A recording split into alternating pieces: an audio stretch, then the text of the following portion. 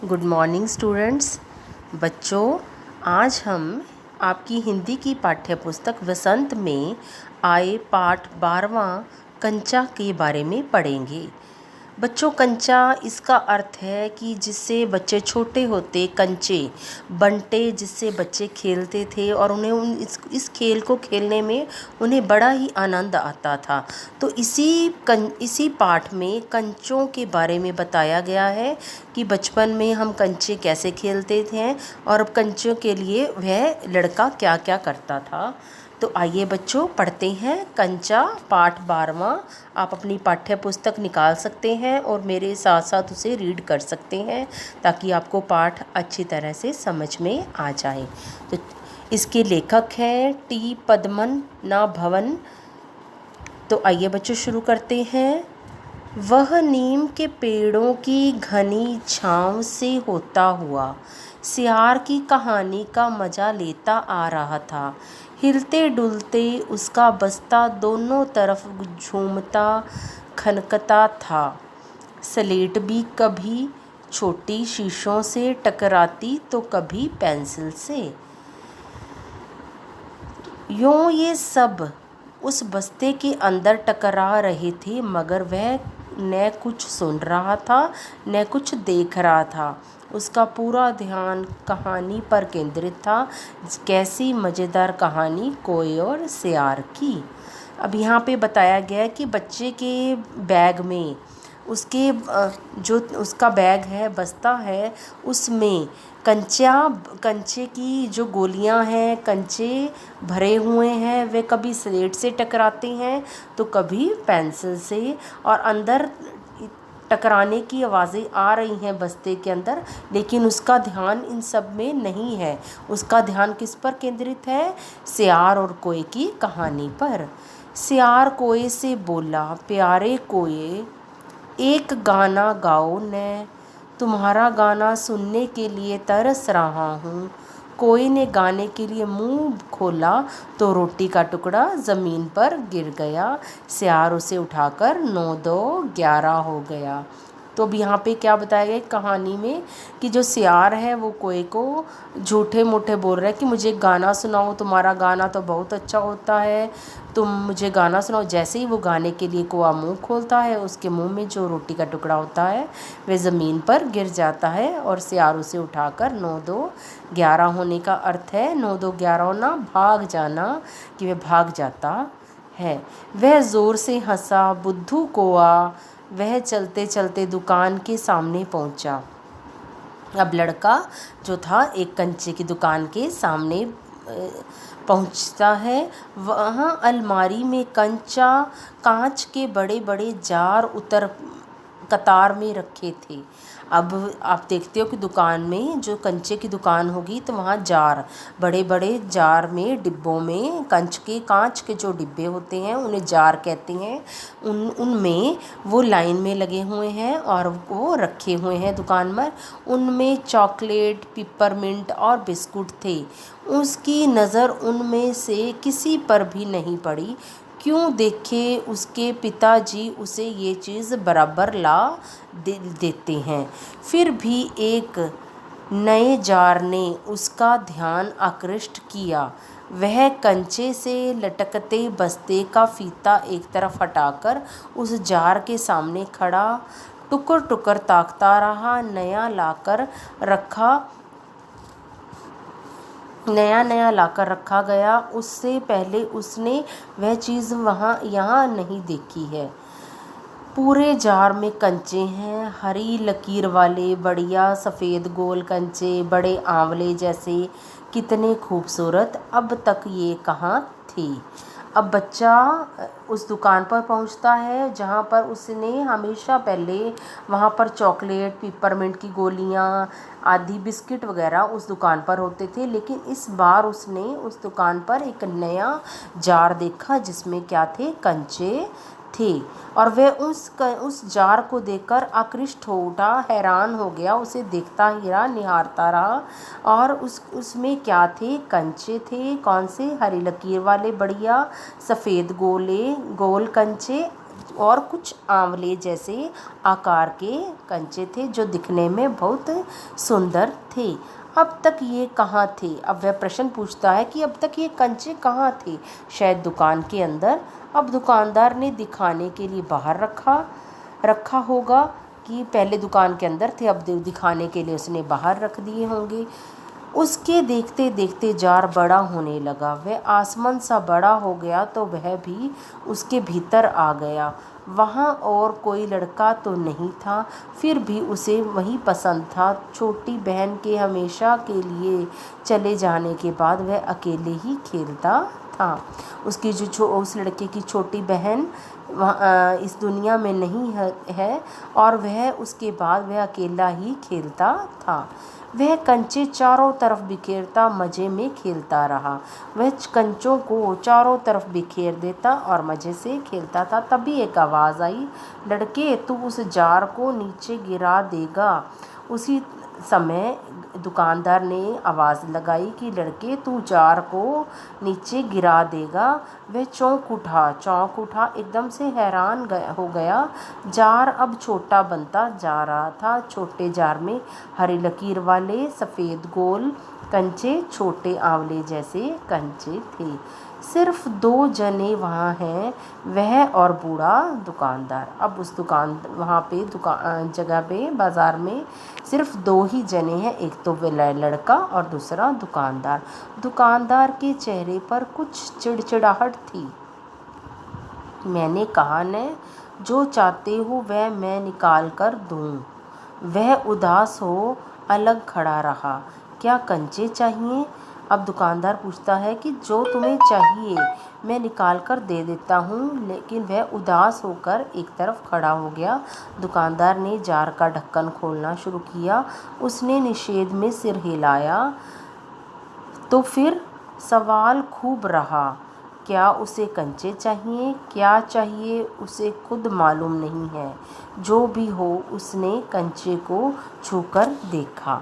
अब उसे खुद मालूम नहीं है कि निषेध होता है कि मना कर दिया, कि सिर हिलाया। अब उसे खुद ही पता नहीं है कि उसे कंचे चाहिए या क्या चाहिए, उसे खुद मालूम नहीं है।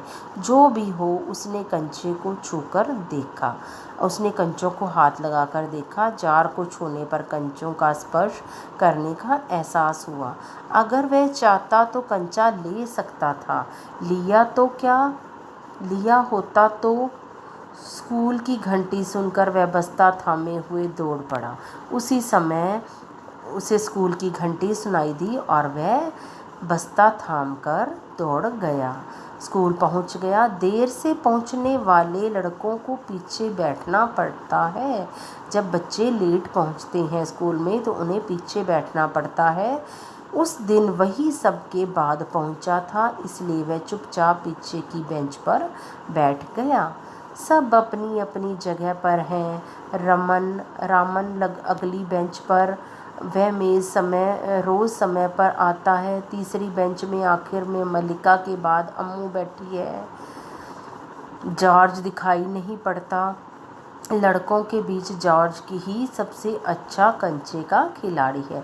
जो उसका एक दोस्त है, उसका सहपाठी है जॉर्ज, वो क्या है, कंचे का सबसे अच्छा खिलाड़ी था। कितना भी बड़ा लड़का उसके साथ खेले, जॉर्ज में से मात खाएगा। हारने पर यूं ही विदा नहीं हो सकता। हारे हुए को अपनी बंद मुट्ठी ज़मीन पर रखनी होगी, तब जॉर्ज कंचा चलाकर बंद मुट्ठी के जोड़ों की हड्डी तोड़ेगा। जॉर्ज क्यों नहीं आया? अरे हाँ, जॉर्ज को बुखार है ना। उसे रामन ने यह सूचना दी थी। उसने मल्लिका को सब बताया था। जॉर्ज का घर रामन के घर के रास्ते में पड़ता है। अप्पू कक्षा की तरफ ध्यान नहीं दे रहा है। मास्टर जी, उसने हड़बड़ी में पुस्तक खोलकर सामने रख ली। रेलगाड़ी का सबक था। रेलगाड़ी, पृष्ठ 35। घर पर उसने यह पाठ पढ़ लिया है। मास्टर जी बीच बीच में बेंच से मेज ठोकते हुए ऊंची आवाज़ में कह रहे थे, बच्चों। अब यहाँ पे मास्टर जी रेलगाड़ी का पाठ पढ़ा रहे हैं। बच्चे उस पाठ को पढ़ रहे हैं, लेकिन कुछ बच्चों का अप्पू का कोई ध्यान नहीं है पढ़ाई में। तो वह मास्टर जी बीच बीच में बेंत, एक डंडा है उनके हाथ में, वो मेज पर ठोकते हैं और ऊंची आवाज़ में कह रहे हैं, बच्चों तुम में से कई ने रेलगाड़ी देखी होगी। उसे भाप की गाड़ी भी कहते हैं, क्योंकि उसका यंत्र भाप की शक्ति से ही चलता है। भाप का मतलब है पानी से निकलती भाप से है। तुम लोगों के घरों में चूल्हे में भी यह सब होता है, या चूल्हे में भी? अप्पू ने भी सोचा, रेलगाड़ी, उसने रेलगाड़ी देखी है। छुक छुक छुक छुक, यही रेलगाड़ी है। वह भाप की भी गाड़ी का मतलब। मास्टर जी की आवाज़ अब कम ऊंची थी। वे रेलगाड़ी के हर एक हिस्से के बारे में समझा रहे थे। पानी रखने के लिए खास जगह है, इसे अंग्रेज़ी में बॉयलर कहते हैं। यह लोहे का बड़ा पीपा है, लोहे का एक बड़ा कांच का जार, उसमें हरी लकीर वाले सफ़ेद गोल कंचे, बड़े आंवले जैसे। जॉर्ज जब अच्छा होकर आ जाएगा तब उससे कहेगा, उस समय जॉर्ज कितना खुश होगा। सिर्फ वे दोनों खेलेंगे और किसी को साथ खेलने नहीं देंगे। अप्पू फिर वही बातें सोच रहा है। मास्टर जी पाठ पढ़ा रहे हैं। वह लोहे का एक बड़ा कांच का जार, उसे बार बार वही याद आ रहा है जो वे दुकान पर देख के आया कि हरी लकीर वाले सफ़ेद गोल कंचे, आंवले जैसे कंचे, कि जब जॉर्ज ठीक होकर आएगा तो वे खेलेंगे दोनों मिलकर और किसी को अपने साथ नहीं खिलाएंगे। उसके चेहरे पर चौक का टुकड़ा आ गिरा। इतने में ही, जब वह सोच रहा है, इतने में ही मास्टर जी ने उसके चेहरे पर एक चौक का टुकड़ा मारा। अनुभव के कारण वह उठकर खड़ा हो गया। मास्टर जी अब गुस्से में हो गए और वह खड़ा हो गया। अरे तू उधर क्या कर रहा है? उसका दम घुट रहा था। बोल। वह खामोश खड़ा रहा। क्या नहीं बोलेगा? वे अप्पू के पास पहुँचे। मास्टर जी अप्पू के पास पहुँचे। सारी कक्षा सांस रोके हुए उसी तरफ देख रही है। उसकी घबराहट बढ़ गई। इस सारे बच्चे उसी को ही देख रहे हैं और उसकी घबराहट बढ़ गई। मैं अभी किसके बारे में बता रहा था? अब मास्टर जी अप्पू से प्रश्न पूछते हैं कि मैं पाठ में किस चीज़ के बारे में पढ़ा रहा था। क्रमश मास्टर जी उस लड़के का चेहरा देखकर समझ गए कि उसके मन में ही और कुछ है। मास्टर जी उसका चेहरा पढ़कर एकदम से जान जाते हैं कि उसके चेहरे पर कुछ और है, उसके मन में कुछ और चल रहा है। शायद उसने पाठ पर ध्यान दिया भी हो। अगर दिया है तो उसका जवाब उसके मन में से बाहर ले आना है। इसी में उसकी सफलता है। हाँ हाँ बता, डरना मत। मास्टर जी कहते हैं कि बताओ, कि तुम डरो मत। मास्टर जी ने देखा अप्पू की ज़बान पर जवाब था। हाँ हाँ, वह कांपते हुए बोला, कंचा कंचा। वे सकपका गए। कक्षा में भूचाल आ गया। Stand up. मास्टर जी कहते हैं, स्टैंड अप, खड़े हो जाओ। मास्टर साहब की आंखों में चिंगारियां सुलग रही थी। अप्पू रोता हुआ बेंच पर चढ़ा। पड़ोसी कक्षा की टीचर ने दरवाजे से झांक कर देखा, फिर सम्मिलित हंसी। रोकने की पूरी कोशिश करने पर भी वह अपना दुख रोक नहीं सका, सुबकता रहा। रोते रोते उसका दुख बढ़ता हो गया। सब उसकी तरफ देखकर उसकी हंसी उड़ा रहे थे। रामन, मल्लिका, सब बच्चे उसको देखकर, अप्पू को देखकर उसका मजाक उड़ा रहे थे, उसकी हंसी उड़ा रहे थे, और वह अपना दुख उसका बढ़ता गया और वह उस दुख को रोक नहीं सका और रोता रहा। बेंच पर खड़े खड़े उसने सोचा, दिखा दूं सबको, जॉर्ज को आने दूं। जॉर्ज के आने पर वह कंचे खरीदेगा। इसमें से किसी को वह खेलने नहीं बुलाएगा। कंचे को देख ये ललचाएंगे, इतना खूबसूरत कंचा है, हरी लकीर वाला, सफ़ेद गोल कंचे, बड़े आंवले जैसे। तब शक हुआ, कंचे मिले कैसे? क्या मांगने पर दुकानदार देगा? जॉर्ज को साथ लेकर पूछें तो नहीं, ये दे तो। किसी को शक हो तो पूछ लो। मास्टर जी ने उस घंटे का सबक समाप्त किया। क्या किसी को कोई शक नहीं? अप्पू की शंका अभी दूर नहीं हुई थी। वह सोच रहा था, क्या जॉर्ज को साथ ले चलने पर दुकानदार कंचा नहीं देगा? अगर खरीदने ही पड़े तो कितने पैसे लगेंगे? रामन ने मास्टर जी से सवाल किया कि उसे सवाल का जवाब मिला। अम्मपनी ने शंका का समाधान कराया। कई छात्रों ने यह दोहराया। अप्पू, क्या सोच रहे हो? मास्टर जी ने पूछा। पूछ लो न, शंका क्या है? शंका जरूर है।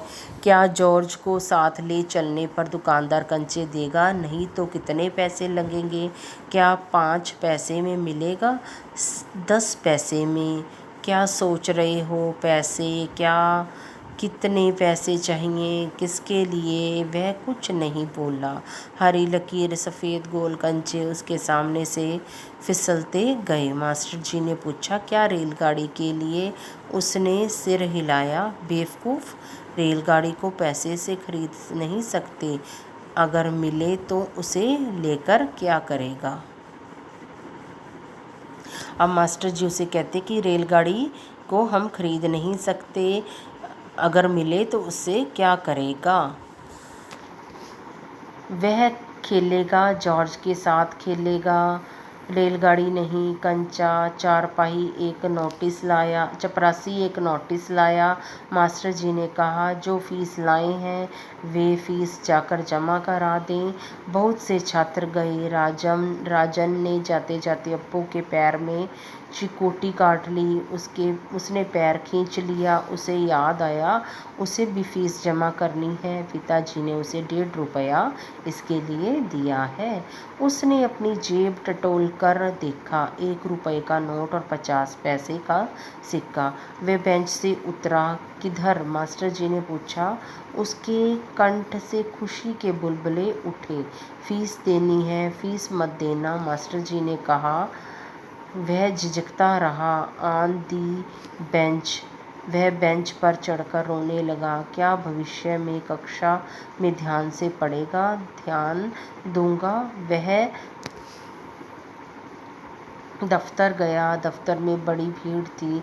बच्चों, एक एक करके आओ, क्लर्क बाबू बता रहे थे। पहले मैं आया हूँ।